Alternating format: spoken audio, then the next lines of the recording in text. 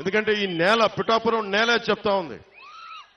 ఒక Andhra Baptist church 1905లో ఉన్నప్పటి నుంచి వెలిసింది. ఇక్కడ పెట్టారు. ఇక్కడ అలాగే బషీర్ పాపమ్మ దర్గా వెలిసింది. ఇది దాదాపు 5 దశాబ్దాల నుంచి ఆ పీఠం ఇక్కడ ఉంది. అలాగే దత్తుడి పీఠం కానీ ఇవన్నీ మనకి భారతదేశంలోనే. నేను పిఠాపురం వచ్చానని తెలిసిగానే మనకి నేషనల్ ఛానల్స్ వచ్చినాయి. నేను వాళ్ళు ఒకటే చెప్పాను, భారతదేశంలో పిఠాపురం ఖ్యాతిని మొత్తం అందరికీ దేశం మొత్తం తెలియజేస్తారు. దీన్ని నెంబర్ 1 మోడల్ నియోజకవర్గంగా తీర్చిదిద్దుతాం.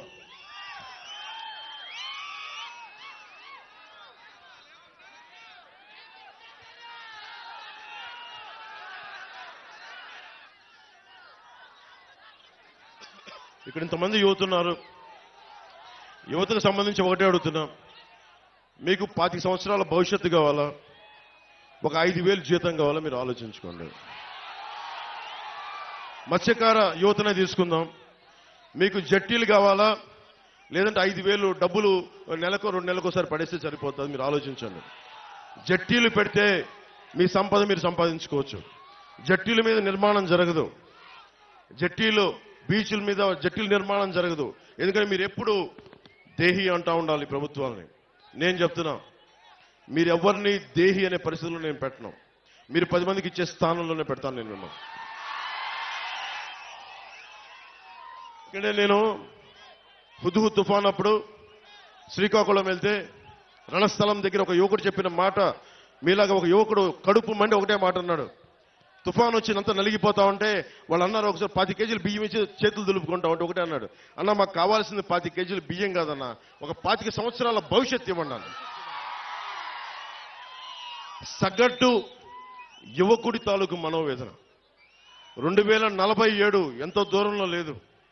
మీరు ఈసారి వేసే ఓటు జగన్ మాయ మాటలకి మోసపోయి వేయకండి. నన్ను దశాబ్దం చూశారు. దశాబ్దం ఓడిపోతే ఇంట్లో కూర్చుంటారు. నాలాంటి వాడు ఓడిపోతే పార్టీ మార్చేస్తాడు. దశాబ్దం ఎవరు లేరు నాకు, మీరు తప్ప, మీరిచ్చే బలం తప్ప, మీరిచ్చే మనోబలం తప్ప ఎవరు లేరు నా దగ్గర.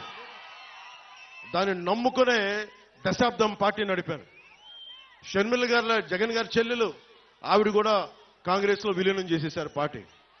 జనసేన ఒక్కటే ఆటుపోట్లు తింటూ మనకి ఉప్పాడ సముద్రం కోత గురైన నిలబెట్టుకునే ఉన్నాం జనసేన పార్టీని. అంటే ఎందుకు ఇంత నిలబడ్డామంటే, నేను నిలబడటానికి మీ వెన్నంటే నడవడానికి నేను నిలబడే ఉన్నాను ఇక్కడ. ఇప్పుడు రఘురాం రాజన్ గారు RBI governor, farmer RBI governor, ఆయన ఒకటే మాట అన్నారు, 2047 విజన్ కి యువతకు ఉపాధి అవకాశాలు కావాలంటే మీకు స్కిల్ డెవలప్మెంట్ కావాలి. మనకి పిఠాపురంలో స్కిల్ డెవలప్మెంట్ సెంటర్స్, మీకు 20 సెక్టార్స్ లో మీకు స్కిల్ డెవలప్మెంట్ సెంటర్స్ తెచ్చే బాధ్యత, మిమ్మల్ని ఉపాధికి అర్హతలు తెచ్చే బాధ్యత నేను ప్రత్యేకించి తీసుకుంటాను. నేను ఎందుకు మాట చెప్తున్నానంటే, నాకు మీకు ఏం తేడా లేదు. ఎందుకు చెప్తున్నాను, ముఖ్యంగా యువతకి చెప్తున్నాను. పవన్ కళ్యాణ్కి మీకు ఏం తేడా లేదు. ఎందుకు ఈ మాట అంటున్నానంటే, నేను ఒక ప్రభుత్వ ఉద్యోగి కొడుకుని, జగన్ గారిలాగా ఒక ముఖ్యమంత్రి కొడుకుని కాదు, వాళ్ళ తాతగారిలాగా గనుల యజమాని కాదు, మామూలు సగటు ఉద్యోగి కుటుంబం నుంచి వచ్చిన వాడిని. నేను నిలబడ్డాను. ఇన్ని దెబ్బలు తిన్నా నా కష్టాలు తెలుసు. మా అన్నయ్య గారిని ఒకటే అడిగా, ఆయన కూర్చొని ఏం పని చేయాలంటుంటే, నాకు 5,000 రూపాయలు సంపాదించే పని చెప్పన్నాను. అది ఏం వద్దు నాకు. ఆయన అటు ఇటు తిట్టి నాకు నేర్పించింది ఒక యాక్టింగ్ ట్రైనింగ్ పంపించారు నన్ను, అంతే. యాక్టింగ్ ట్రైనింగ్ ఒక స్కిల్ డెవలప్మెంట్. అది ఎలా నటించాలి, ఏం చేయాలని ఒక స్కిల్ డెవలప్మెంట్ నాకు ఇస్తే, అది ఈ రోజున మిమ్మల్ని గుండెల్లో పెట్టుకునే వ్యక్తిగా పవన్ కళ్యాణ్ మీ గుండెల్లో పెట్టుకోండి. నేను ఎందుకు చెప్తున్నానంటే, ఒక స్కిల్ డెవలప్మెంట్ కానీ మీకు ఉంటే, చేపల్ని తెచ్చివ్వడం కాదు, పట్టించే విద్య నేర్పించాలి. అందుకని నేను ఇంతమంది యువతకి నేను మాటిస్తున్నాను. పిఠాపురం నుంచి ఆంధ్ర యువతకు కానీ, తెలుగు యువతకు కానీ, ముఖ్యంగా పిఠాపురం యువతకి, అన్ని కులాల్లో ఉన్న యువతకి, మీరు ఓట్లేసేటప్పుడు మన కులమా కాదా అని చూడకండి.